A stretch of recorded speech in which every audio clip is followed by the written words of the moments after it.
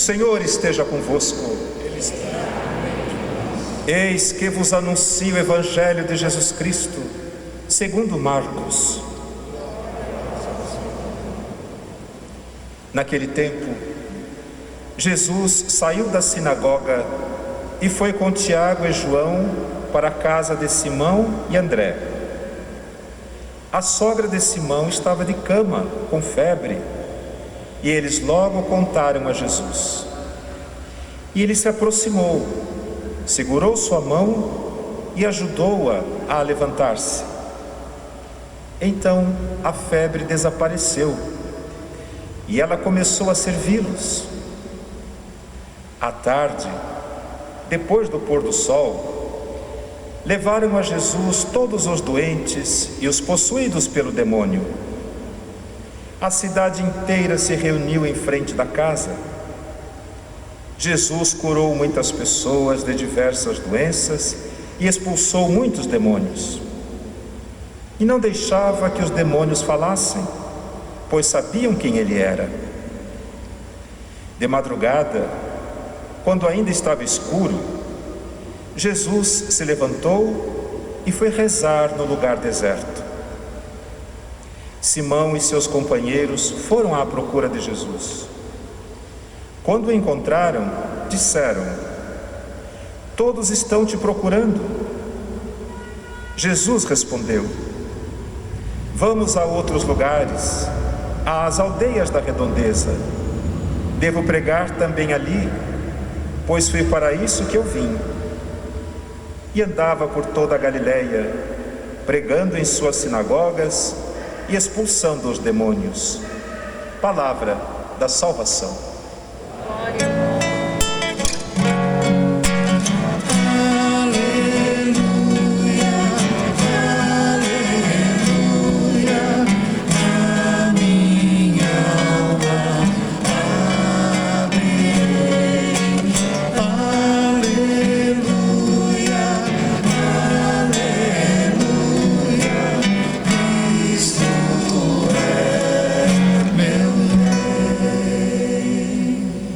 Meus amigos, meus irmãos e irmãs, tenho a alegria de saudar, cumprimentar cada um de vocês neste dia do Senhor, o domingo, quando nos reunimos para louvar, agradecer, mas também para pedir, para clamar. Hoje nos encontramos com Jesus, que realiza este sinal.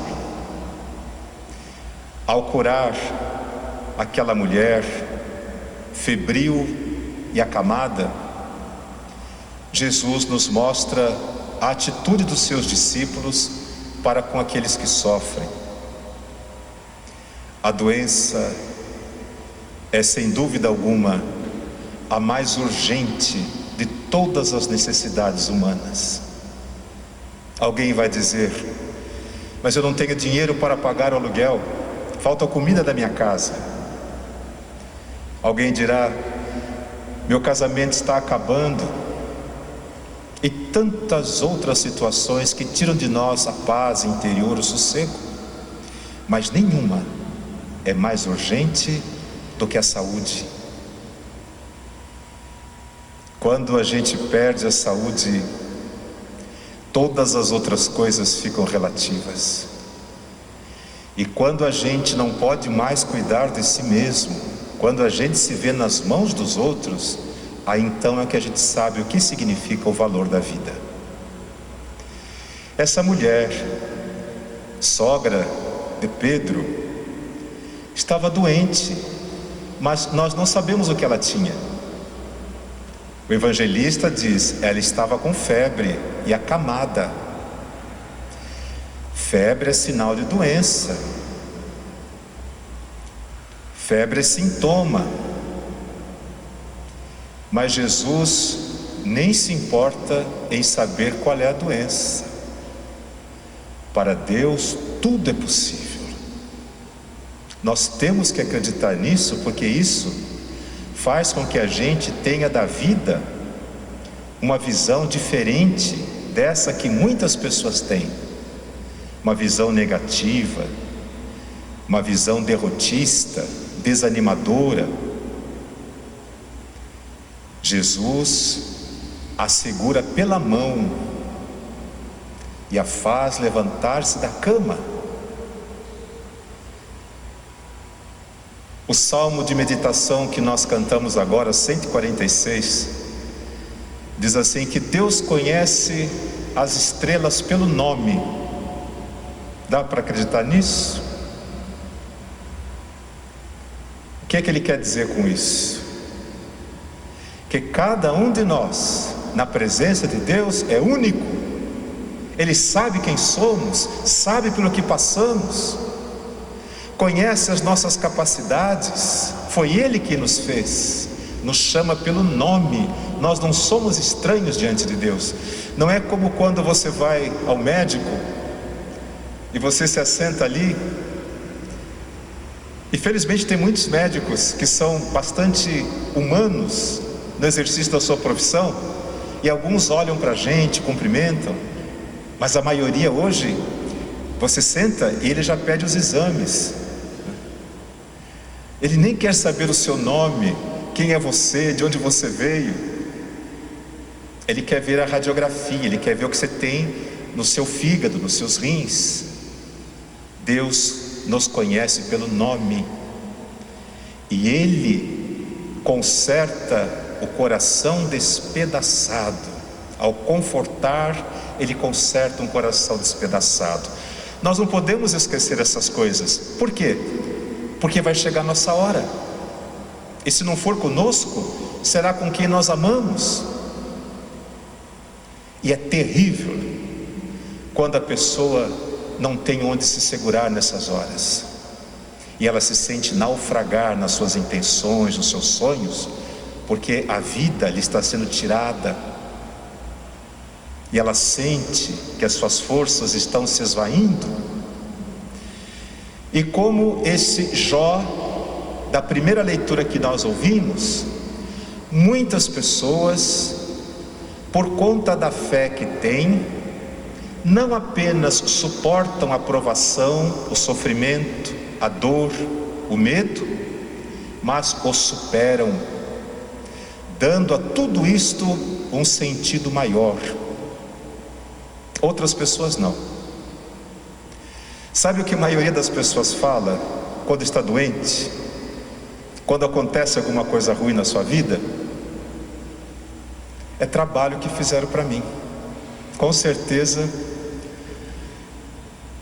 alguém, acho que é aquela vizinha, ou minha cunhada, invejosa. A primeira coisa que vem na mente: estou sendo castigado de alguma forma. Hoje, terminou a missa, atendi uma pessoa que não veio na missa, ela só veio porque estava com um grande problema, queria conversar, e ela disse: o que foi que eu fiz para Deus para estar nessa situação que eu estou agora?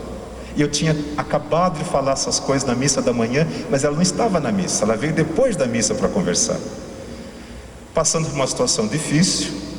Mas o que foi que eu fiz para Deus para estar passando por essa situação? Jó, na primeira leitura, é este homem que fez a experiência de ter. Era muito rico. Vocês conhecem a história dele? Terras, gado. Fez a experiência do ser. Ele era reconhecido na sua sociedade. As pessoas tinham por ele uma estima. Ele fez a experiência do poder. Ele tinha o controle sobre a vida dos filhos, dos empregados, mas ele perdeu tudo. Cada uma das coisas lhe foram tiradas.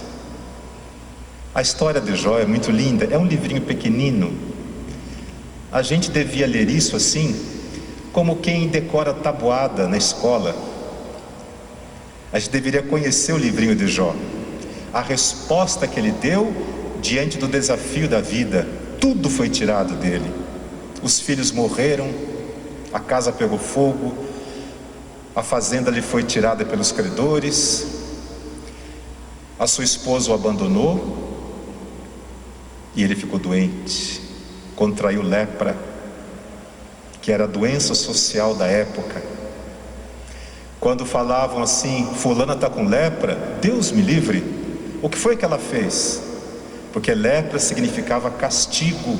Eles não podiam imaginar que uma doença tão terrível que deformava a pessoa não fosse um castigo divino. Só pode ser castigo de Deus. O que foi que ela fez? E a pessoa também, exatamente como essa que veio falar comigo agora de manhã, o que foi que eu fiz para Deus? A maioria das pessoas pensam assim. Mas a Bíblia diz, olha, não é verdade, não se trata disso. Esse não é o pensamento que fez o povo de Deus seguir em frente. Não foi isso que Jesus ensinou. O que nós aprendemos de Jesus é que Deus se faz fraco com os fracos. Na hora da nossa dor, Ele está junto de nós. Ele vem para nos consolar, para refazer um coração despedaçado. Essa é a experiência que nós temos de Deus. Ele se faz fraco com os fracos. Deus sente a nossa dor. É por isso que Jesus curava as pessoas. E vocês ouviram hoje, no final da proclamação desse evangelho, a cidade inteira se reuniu na porta da casa. Todo mundo tem uma dor no joelho, uma dor no dente, uma dor em algum lugar do corpo. Em algum momento a gente vai pedir por outra pessoa e assim por diante. Ter saúde é de fato um precioso dom. E eu vendo vocês aqui agora, eu dou graças a Deus. Nós somos sobreviventes, viu? Há muitas pessoas doentes e que não podem ter a proximidade da família, o carinho de quem ama. Há muitas pessoas que não podem cuidar de si, não têm plano de saúde. Nós somos sobreviventes. Agradeço a Deus por todos vocês. Passando pela rua, quando a pessoa me cumprimenta, eu reconheço, apesar da máscara, eu digo graças a Deus, está bem. Deus está junto daqueles que precisam. É a predileção de Deus. Nós não podemos esquecer essas coisas, temos que nos lembrar disso, para sermos nós evangelizadores desse tempo que estamos vivendo. Vocês ouviram? Jesus fez o que fez, a cidade inteira se comoveu com a presença dele, mas quando as pessoas foram dormir, ele se retirou para rezar. Penso que para nós isso tem sido uma ausência para a maioria de nós. E a nossa oração, muitas vezes, infelizmente, não é de entrega, não é de renúncia, não é a oração de quem se coloca a serviço do plano de Deus. Quase sempre é uma oração de petições, às vezes até de trocas, de chantagem com Deus. Quem ensinou isso para a gente? Não foi Jesus, não é da Bíblia.